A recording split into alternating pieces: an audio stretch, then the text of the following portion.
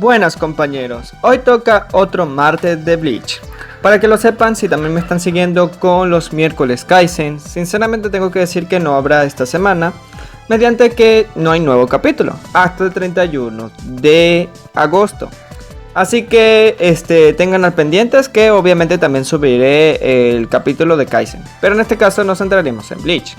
Y sinceramente este es uno de los capítulos más polémicos de la saga de Bleach, justamente cuando se estrenaron en el manga.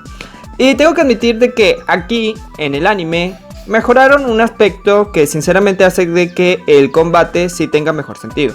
Bueno, en fin, antes de comenzar este video, por favor les recuerdo que se suscriban y den like a este canal, porque es una forma de agradecimiento para mí como creador de contenido. Así que, sin decir más, vamos a comenzar. El capítulo nos deja justamente en el enfrentamiento que estaba teniendo Yachiru y Insane Kotetsu. Aquí se están enfrentando contra un Quincy llamado Lee, no voy a pronunciar lo otro, es demasiado complicado, cuyo poder tendría que ver con la letra B, llamado The Vanish.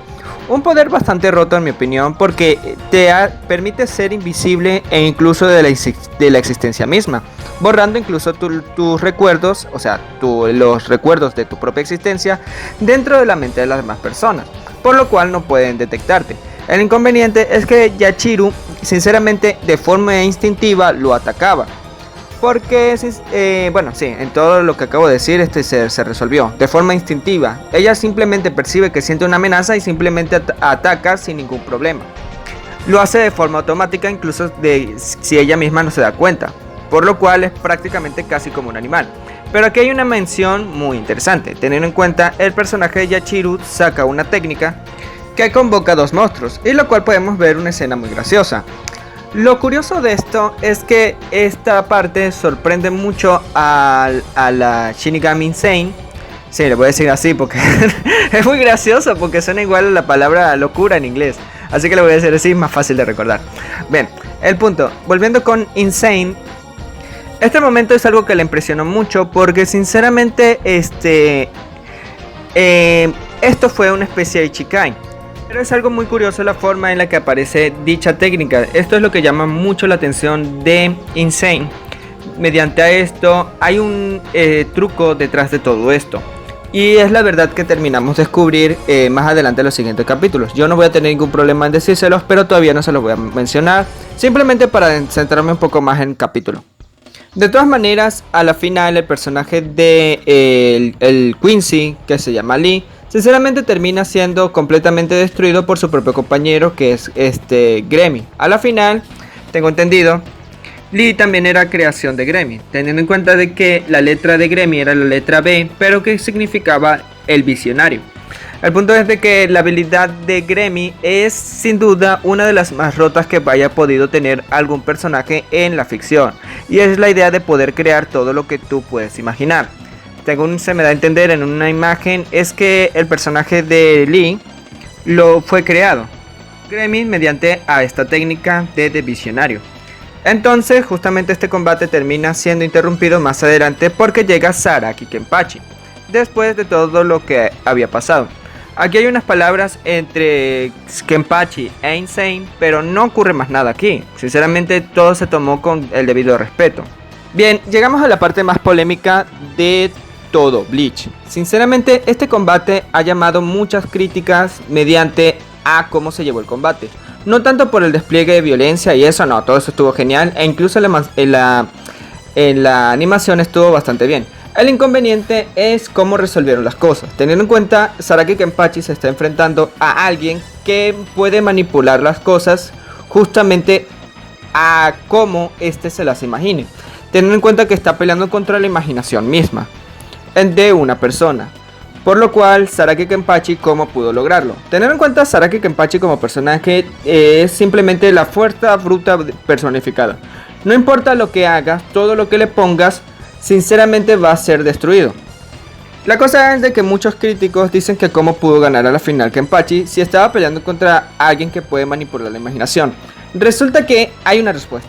Y yo encontré esa respuesta justamente después, cuando me involucré un poco más con la serie de Warhammer 40.000.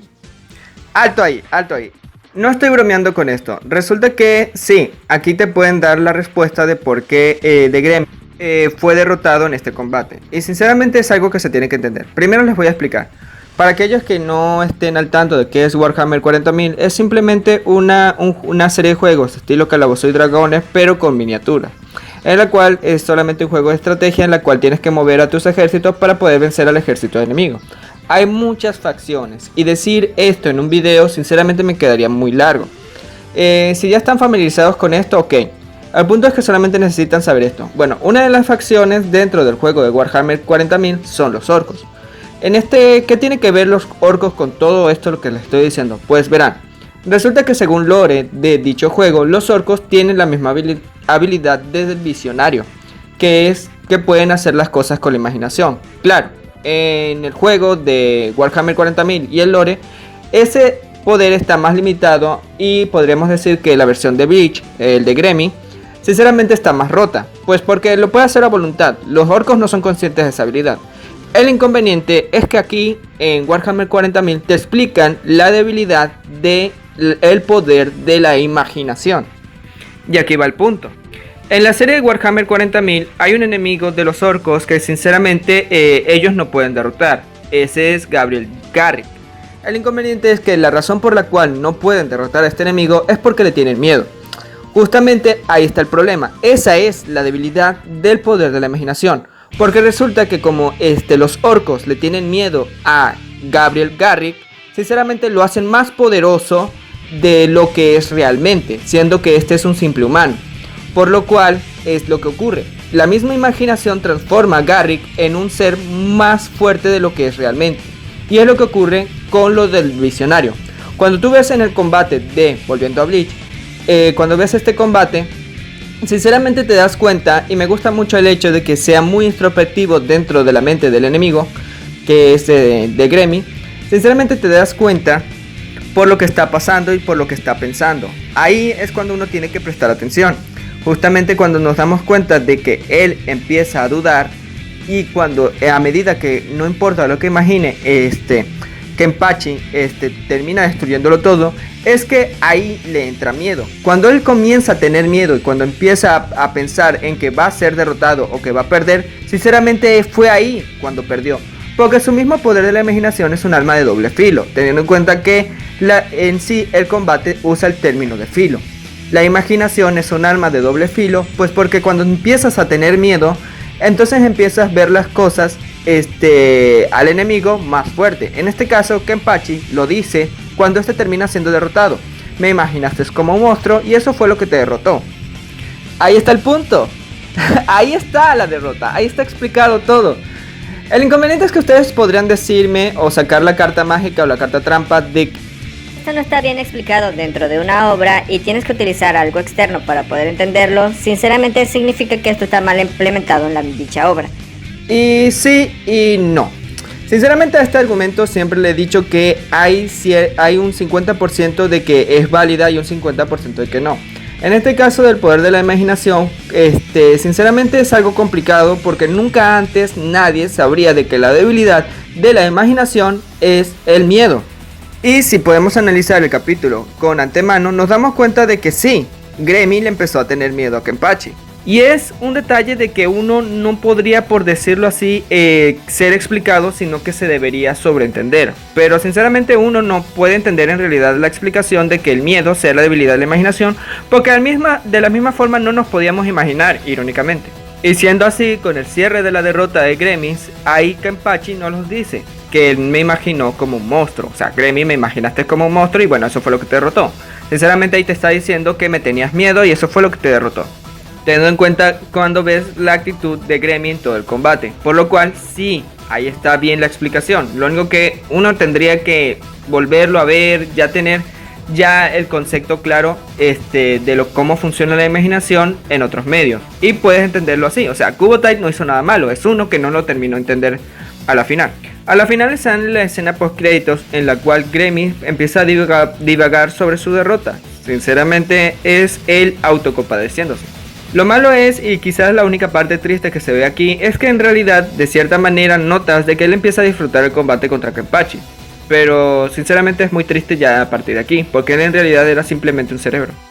Ahora bien, algo que antes de cerrar el video, ya me está quedando un poco largo, pero sinceramente toda la explicación que puse, sinceramente era necesario para que pudieran entender el capítulo, por si de alguna manera les disgustó un poco o si no les convenció la cosa. Sinceramente me digo que en el anime estuvo bastante bien, mucho mejor que en el manga.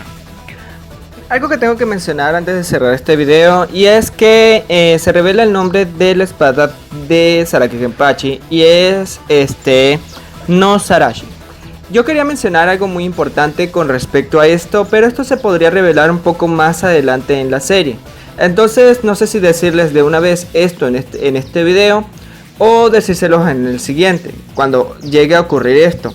El punto es de que también podemos ver el Shikai de Saraki Kenpachi, que no es mucha ciencia, solamente es la espada más grande. Y bueno, más poderoso, y más adelante veremos su Bankai, que también es algo bastante simple, pero eso sería ya como que en el Core 4. Y sí, hay algo muy interesante que relaciona a la Zanpakuto de Saraki Kenpachi con el personaje de Yachiru. Pero sinceramente decírselos creo que les arruinaría un poco la sorpresa. Y como muchos de ustedes son only anime, no sé si decírselos en este video o decírselos después, cuando ocurra. Así que simplemente los voy a tener así. De todas maneras ya el video me quedó algo largo, pero sí pude llenar todos los puntos importantes de este capítulo.